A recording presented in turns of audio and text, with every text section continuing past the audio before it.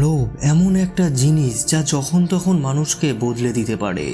আর সেই লোভ যদি টাকা বা অর্থের হয় তাহলে তো এর জাল থেকে বেরোনো আরো কঠিন হয়ে যায়।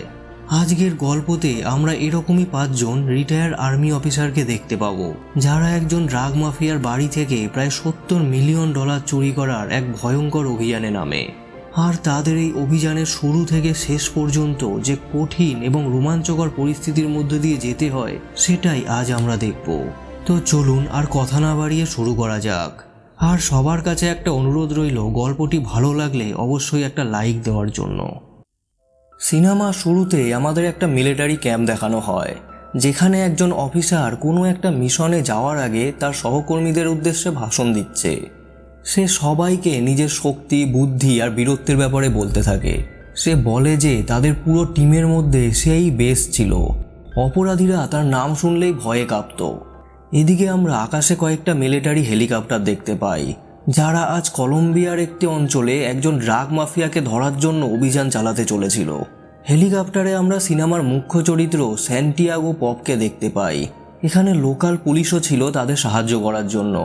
দ্রুত তারা 4 দিক থেকে পুরো এরিয়াটাকে ঘিরে ফেলে। পপ একজনকে জিজ্ঞাসা করে ভিতরে কজন আছে। সে জানায় সূত্র অনুযায়ী 10 জন মতো থাকতে পারে। এদিকে পুলিশ মাইকিং করতে থাকে তাদের বাইরে বেরিয়ে আসার জন্য, কিন্তু তারা বাইরে আসা তো দূরের কথা, হঠাৎই পুলিশের গাড়ি লক্ষ্য করে একটা রকেট লঞ্চার চালিয়ে দেয়। দেখতে দেখতে তাদের মধ্যে গুলির লড়াই শুরু হয়ে যায়। পপ বুঝতে পারে এই ড্রাগ মাফিয়ারা আগে থেকেই অপেক্ষা করছিল তাদের জন্য, তাই সে ঠান্ডা মাথায় অন্যরকম পরিকল্পনা করে এবং অন্য একটি বাড়ির ভিতর দিয়ে গিয়ে জানলা দিয়ে মাফিয়াদের ঘরের মধ্যে একটা ব্লাস্ট করিয়ে দেয়। পরিস্থিতি শান্ত হওয়ার পর পপ দেখে তারা বেশ কয়েকজন মহিলা ও বাচ্চাকে আটক করে রেখেছিল। আর তাছাড়া এখানে প্রচুর ক্যাশ টাকা ও হাতিয়ার মজুদ রয়েছে। বেশ কয়েকজনকে পুলিশ গ্রেপ্তার করে নেয়। একজন বন্দী বলে এখানে প্রায় $4 লাখ রয়েছে, এগুলো নিয়ে আমাকে ছেড়ে দিন। কিন্তু পপ জানতো তাদের বস লরিয়ার কাছে এই $4 লাখ কিছুই না, তাই সে তাকে লরিয়ার লোকেশন জানাতে বলে, যেখানে সে তার সব টাকা লুকিয়ে রেখেছে। ওখানে আটক থাকা আরেকজন ভয়ে বলে যে লরিয়ার জঙ্গলে টাকা লুকিয়ে রেখেছে, কারণ সে কোনো ব্যাংকে বিশ্বাস করে না। তাদের আরেকজন সাথীকে জিজ্ঞাসা করা হয় যে সে সত্যি বলছে কিনা, তবে লোকটি হেসে পুলিশদের নিয়েই তামাশা করে। কিছুক্ষণ পর আমরা বুঝতে পারি তাদের 3 জনকেই পুলিশ গুলি করে মেরে দিয়েছে। এরপর আমরা একটি মেয়েকে দেখতে পাই যার নাম ইয়োভানা। পুলিশ যখন তাদের ধরে নিয়ে যাচ্ছিল তখনই সে পুলিশকে চকমা দিয়ে পালাতে শুরু করে। পুলিশ তার পিছু নিতে গেলে পপ বলে সে তাকে ধরে আনবে, কিন্তু অনেক দূর দৌড়ে গিয়ে একটা সময় পর পপ তাকে হারিয়ে ফেলে। আসলে ইয়োভানা পপেরই ইনফর্মার, যে 2 মাস ধরে লরিয়ার এখানে গুপ্তচর হয়ে কাজ করছে। নেক্সট সিনে আমরা পপ এবং ইয়োভানাকে একসাথে দেখি। তাদের কথোপকথনে বোঝা যায় ইয়োভানার ভাই কোনো একটা ক্রাইম করে দীর্ঘদিন ধরে জেলে রয়েছে, আর তাকে মুক্ত করার প্রতিশ্রুতি দিয়ে তার বদলে পপ ইয়োভানাকে দিয়ে এই কাজ করাচ্ছিল। কিন্তু পপ তার কথা রাখার বদলে ইয়োভানার সাথে রুডলি বিহেভ করতে থাকে। তখন ইয়োভানা বলে, আমি জানি লরিয়া তার জমানো টাকা কোথায় রেখেছে, তবে সেই জায়গা এত সুরক্ষিত যে কারুর পক্ষে তার আশেপাশে যাওয়াও সম্ভব নয়। আর সেখানে কম করে $70 মিলিয়ন রয়েছে। 70 মিলিয়ন অর্থাৎ প্রায় 700 কোটি টাকা। এই অ্যামাউন্ট শুনে পপের তো চোখ কপালে উঠে যায়। সে কিছু একটা চিন্তা করে, আর এখানেই সিন শিফট হয়। আমরা সেই অফিসারকে দেখতে পাই যাকে সিনেমার শুরুতেই ভাষণ দিতে দেখানো হয়েছিল। পপ তার সাথে দেখা করতে আসে, আর তাদের কথোপকথনে আমরা জানতে পারি এই ব্যক্তির কোড নেম আয়রন হেড, আর সে পপের পুরনো সাথী। পপ তার সাথে কোনো একটা প্ল্যান শেয়ার করে, কিন্তু সে জানায় যদি রেড ফ্লাই তাদের সাথে কাজ করে তবেই সে এই প্ল্যানের হিস্সা হবে। তবে পপ বলে এটা কোনো সহজ কাজ নয়, অনেক ঝুঁকি রয়েছে। আয়রন হেড বলে যে কাজে ঝুঁকি নেই সে কাজে আমার মজা আসে না, তুমি চিন্তা করো না। এরপর আমরা রেড ফ্লাই বা টমকে দেখি। সেনাতে থাকাকালীন সে অনেক দক্ষ আর সবচেয়ে বুদ্ধিমান সৈন্য ছিল, কিন্তু বর্তমানে সে খুব অর্থকষ্টে ভুগছে। এমনকি নিজের বাড়িও বেচে দিতে হয় তাকে, আর তার স্ত্রীও এখন তার সাথে নেই।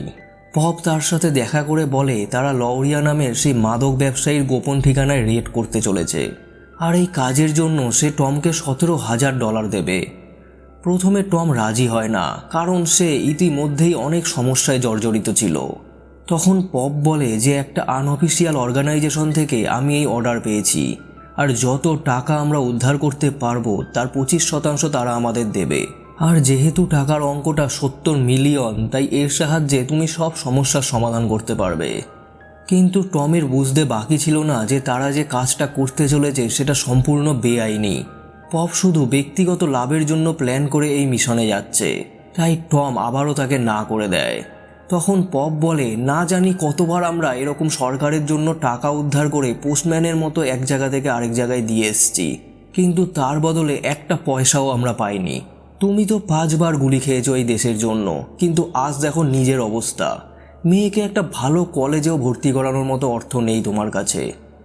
এত কিছু শুনেও টমের মন নরম হয় না, তাই পপ রেগে বলে, তুমি সারা জীবন এই ভাঙা গাড়িতেই ঘোরো, আর মেয়েকে ছোটোখাটো কোনো একটা জায়গায় ভর্তি করিয়ে দাও।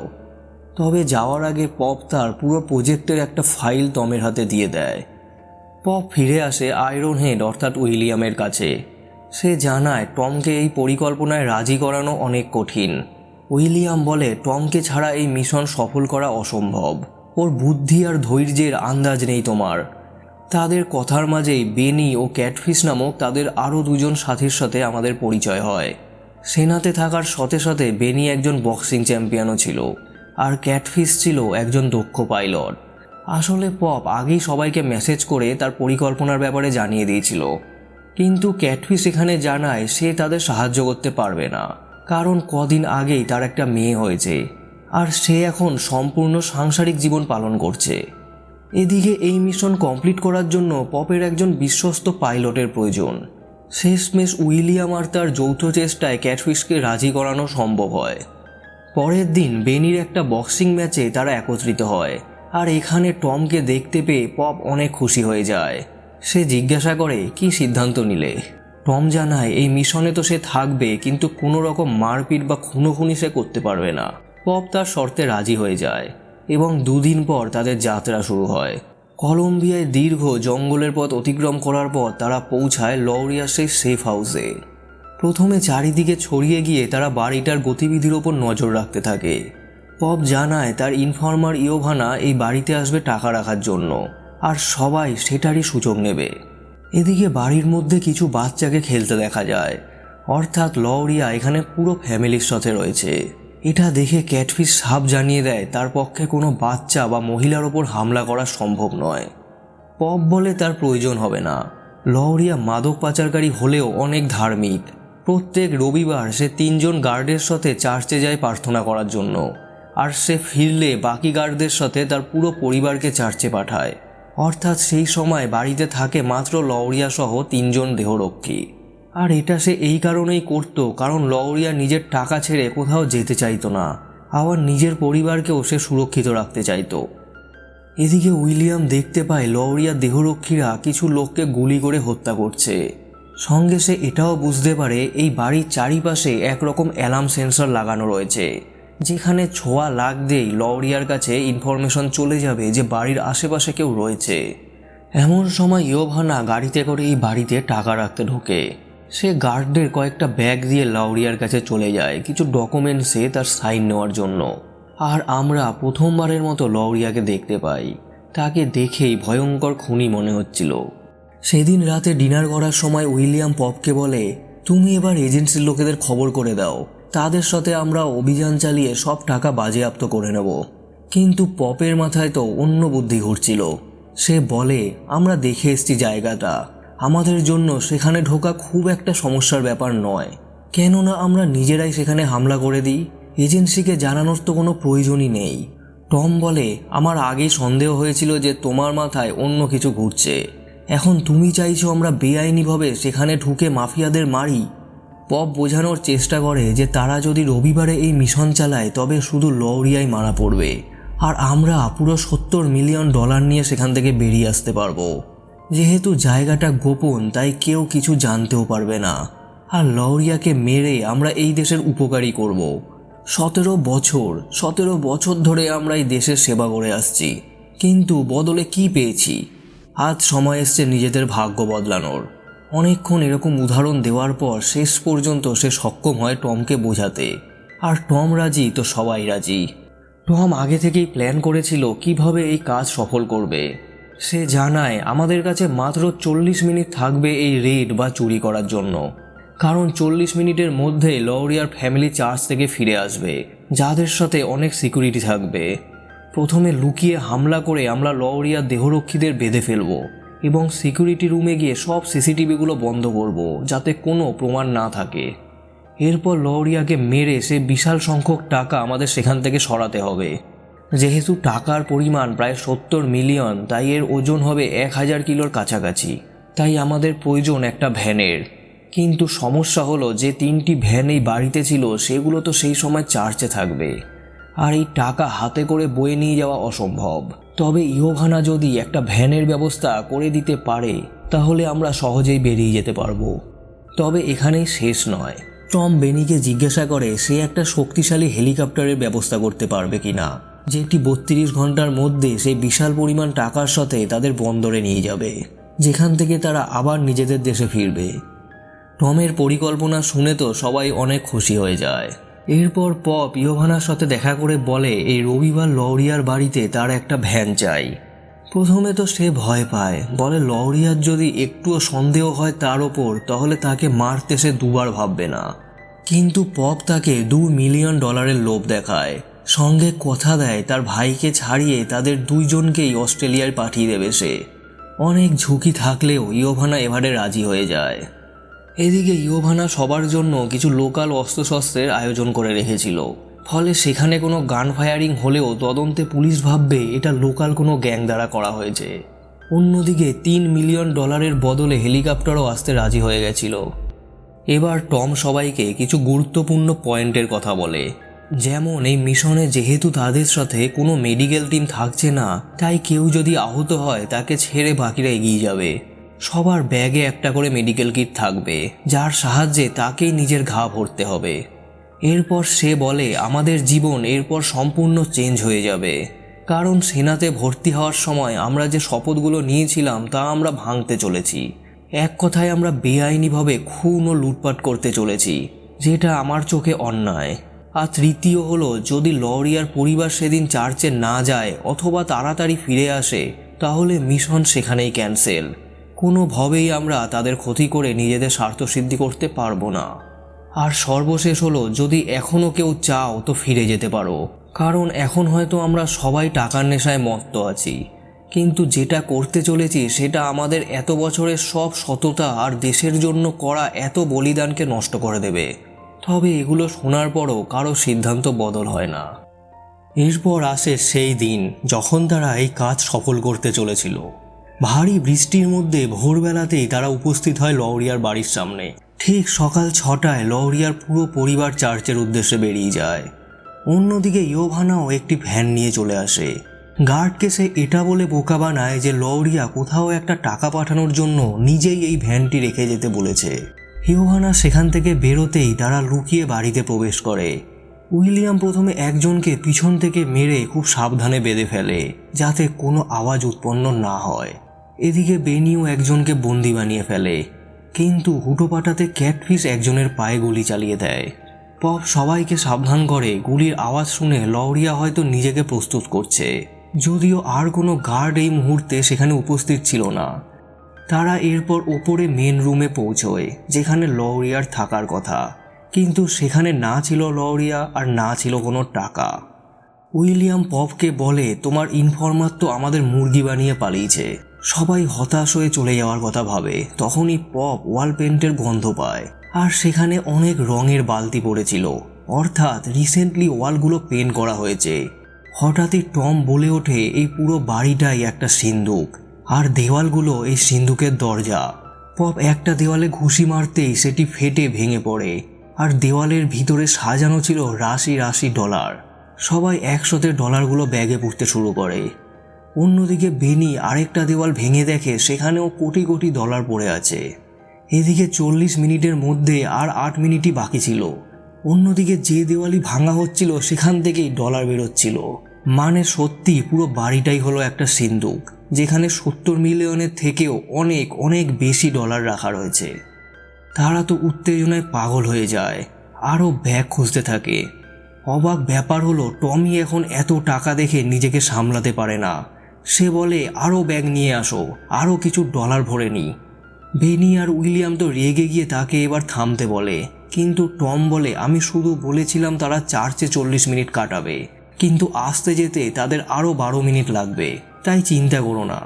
পপ বলে, তাহলে টাকা ছেড়ে চলো আরেকবার লরিয়াকে খুঁজি, তারপর এই বাড়ি জ্বালিয়ে আমরা বেরিয়ে যাব।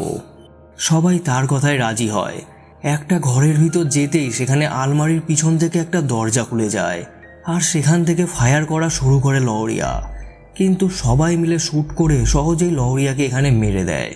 তবে এই ফায়ারিংয়ের মাঝে উইলিয়ামের একটা গুলি লেগে যায়। তবে জখম অতটা গভীর না হওয়ায় বেসিক মেডিকেল সাপোর্ট দিয়ে তাকে সাময়িক সুস্থ রাখা সম্ভব হয়। অন্যদিকে লরিয়ার পরিবারও চার্চ থেকে ফিরে এসেছে, আর গার্ডরা পুরো বাড়িটাকে ঘিরে ফেলেছে। পপ বলে, চলো আমরা পিছনের দরজা দিয়ে জঙ্গলের পথ ধরে পালাই, আর এই মিশনে যা খরচ হয়েছে সেটা আমি দিয়ে দেব। কিন্তু টম বলে যে ভ্যানটা বাইরে দাঁড়িয়ে আছে তাতে প্রায় 100 কোটি ক্যাশ টাকা পড়ে আছে, ওগুলো ছেড়ে যাওয়াটা বোকামি, তাই আমরা লড়াই করব আর ভ্যান নিয়ে এখান থেকে বেরোবো। যে টম এর আগে কোনো হাতিয়ার ধরবে না বলে প্রতিজ্ঞা করেছিল, সেই এখন যুদ্ধের ঘোষণা করে। সবাই একে একে গার্ডদের মারতে মারতে সামনের দিকে এগোতে থাকে। টম তো পাগলের মতো সবাইকে মারতে শুরু করে, আর যাওয়ার আগে পপের প্ল্যান মতো টম পুরো বাড়িটাতে আগুন ধরিয়ে দেয়। অর্থাৎ লরিয়া সহ তার সারা জীবনের ইনকাম এই আগুনেই পুড়ে ছাই হয়ে যায়। এবার তাদের কাজ ছিল সব টাকা নিরাপদে এই দেশ থেকে বার করা। পাশের একটি এয়ারপোর্টে পৌঁছে ক্যাটফিশ সব টাকা ওজন করে দেখে যে তারা 70 মিলিয়ন নয়, প্রায় 250 মিলিয়ন ডলার নিয়ে এসেছে। পপের সেই পাইলট বন্ধুও এখানে আসে, যে একটা হেলিকপ্টারের আয়োজন করে রেখেছিল। তবে সমস্যা হলো তাদের কাছে এখন 3000 কিলো ওজনের ডলার রয়েছে। টম বলে, এই হেলিকপ্টার তো 4500 কিলো ওজনের লোড নিতে পারবে, কিন্তু ক্যাটফিশ জানায় সেটা শুধুমাত্র 2000 ফুট ওপর পর্যন্ত। যদি সিপোর্ট পর্যন্ত পৌঁছতে হয় তাহলে আমাদের বিশাল অ্যান্ডেস পর্বতের ওপর দিয়ে যেতে হবে। টম বলে, তবে আমরা 200 মিলিয়ন ডলার এই রানওয়েতেই ফেলে যাব নাকি? ওদিকে ইয়োভানা ও তার ভাইকে দেখে টম পপকে বলে, এমনিতেই হেলিকপ্টারে ওজন অনেক বেশি হচ্ছে, তার মধ্যে তুমি এদেরও উঠাবে নাকি? আসলে এত টাকা একসাথে দেখে টমের মাথা পুরাই খারাপ হয়ে গেছিল। পপ জানায়, আমি ওদের পেরুতে ছেড়ে আসার কথা দিয়েছি, আর আমি সে কথা রাখবো।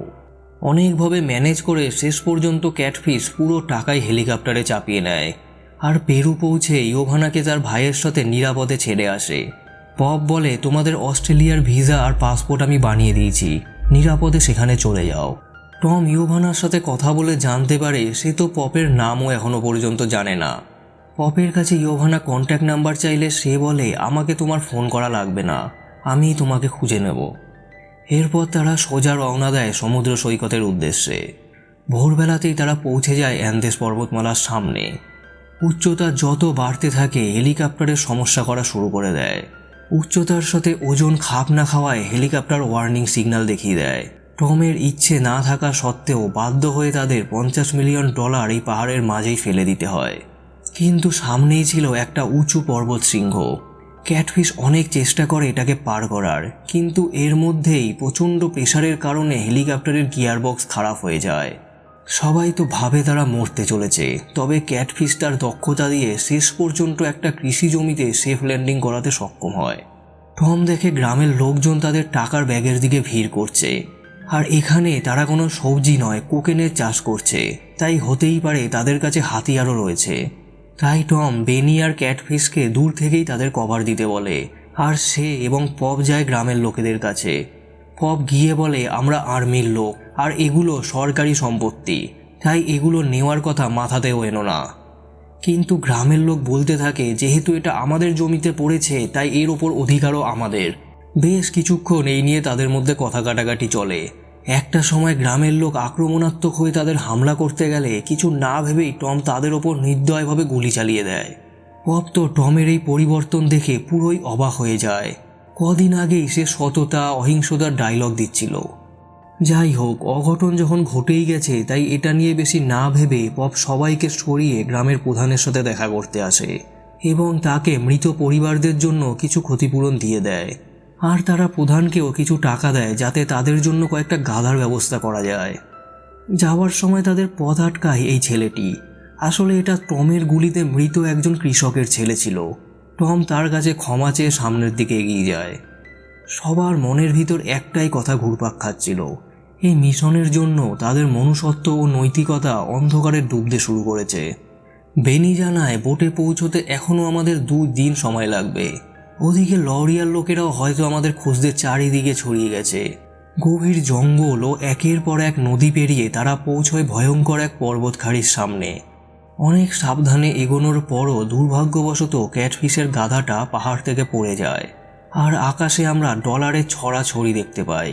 পপ বেচারা গাধাটার জন্য দুঃখ প্রকাশ করলে টম বলে, কয়েক কোটি টাকা আমাদের নষ্ট হয়ে গেল আর তুমি একটা গাধার জন্য দুঃখ পাচ্ছ।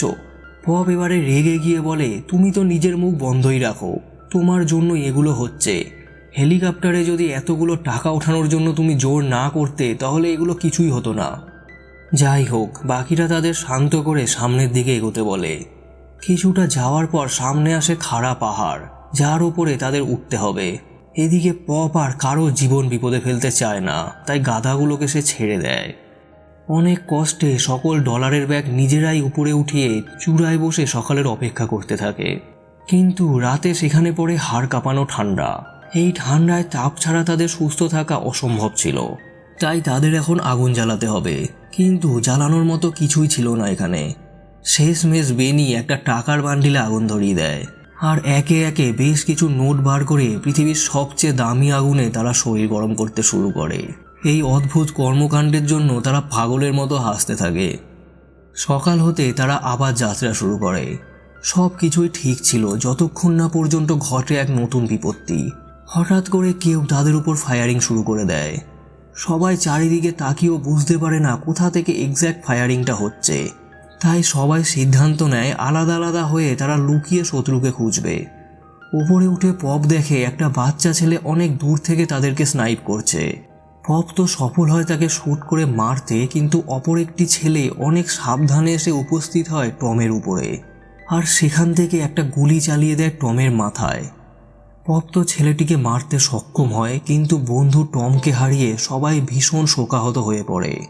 দেখা যায় এটি সেই ছেলেটি যার বাবাকে গ্রামে সেদিন টম মেরেছিল, আর ছেলেটি তখন থেকেই প্রতিশোধের আগুনে জ্বলছিল। বেনি টমকে হারিয়ে ভীষণ ভেঙে পড়ে। অপরদিকে উইলিয়াম তাকেই দোষারোপ করে যে কাল রাতে তুমি যদি আগুন না জ্বালাতে এগুলো কিছুই হতো না। আগুনের সংকেত দেখেই ছেলেগুলো আমাদের খুঁজে পেয়েছে। এই কথা কাটাকাটিতে তাদের দুজনের মধ্যেই হাতাহাতি শুরু হয়ে যায়। পপ তাদের পাগলামি বন্ধ করতে বলে সামনের দিকে এগিয়ে যাওয়ার পরামর্শ দেয়। সাথে এটাও বলে যে অর্থগুলো টমের পাওনা ছিল সেটা তার মেয়েকে দিয়ে দেবে, এবং এরপর তারা টমের বডিটাকে প্যাক করে আবার সামনের দিকে এগোনো শুরু করে। সমুদ্রের কাছে তো তারা পৌঁছয়, কিন্তু এই সব ঝামেলার কারণে তাদের পৌঁছতে 5 দিন দেরি হয়ে গেছে। বোট তাদের জন্য এখনও কিনারায় অপেক্ষা করছে কিনা সেটা নিয়ে সবার সন্দেহ হয়। বেনি সবাইকে লাগেজ সহ এখানেই অপেক্ষা করতে বলে, আর নিজে খালি হাতে দ্রুত সমুদ্রের দিকে রওনা দেয়। রাত কাটিয়ে সকাল হতেই বেনি ফিরে এসে জানায় বোট এখনও অপেক্ষা করছে, কিন্তু একটা সমস্যা রয়েছে। সমুদ্রে যাওয়ার রাস্তায় 50-60 জন মতো ছেলেরা অস্ত্রশস্ত্র নিয়ে চলাফেরা করছে। হয়তো এরা লরিয়ারই লোক। এবার তাদের কাছে 2টো রাস্তা রয়েছে। এক তো তারা এই সব টাকা ফেলে গোপনে সেখান থেকে বেরিয়ে যাবে, অথবা সেই ছেলেদেরকে মেরে টাকা সহ নিজের দেশে ফিরবে। পপ বলে, আমরা অনেক কিছু হারিয়েছি এই মিশনে, আর টমকেও এই টাকার জন্যই মরতে হয়েছে, তাই কোনো মতেই এগুলো ছেড়ে তারা যাচ্ছে না। কিন্তু উইলিয়াম আর কোনো খুন খারাপা করতে চাইছিল না, আর এবারে যদি তারা যুদ্ধ করে তবে তাদের বাচ্চা ছেলেদের হত্যা করতে হবে। এমনিতেই এই মিশনের জন্য তারা অনেক পাপ করে ফেলেছে। শেষমেশে পপকে বোঝাতে সক্ষম হয়, এবং পপ সিদ্ধান্ত নেয় এই টাকা আর তারা সাথে করে নিয়ে যাবে না।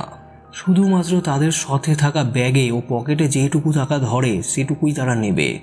অনেক ভেবেচিন্তে সবাই তাদের এত ঝামেলা পুহিয়ে আনা টাকার ব্যাগগুলোকে একে একে খাদের মধ্যে ফেলতে শুরু করে, আর অবশেষে তাদের লোভেরও সমাপ্তি ঘটে। পপ জানায় খুব শিগগিরই এখানে বরফ পড়তে পারে, তাই এখনই তাদের এগোতে হবে।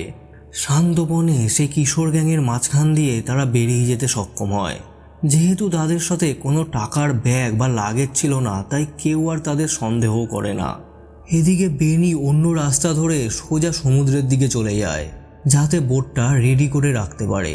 বাকি তিনজন একটা গাড়ি দেখতে পেয়ে সেটার কাছে গেলে একটা বন্দুকধারী ছেলে তাদের শ্যুট করবে বলে এগিয়ে আসে।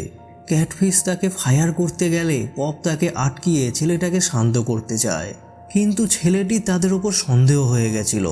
সে তার বসকে ফোন করতেই যাচ্ছিল, তখনই সবাই মিলে তাকে বন্দি করে ফেলে এবং গাড়ি স্টার্ট দিয়ে সেখান থেকে পালিয়ে যায়।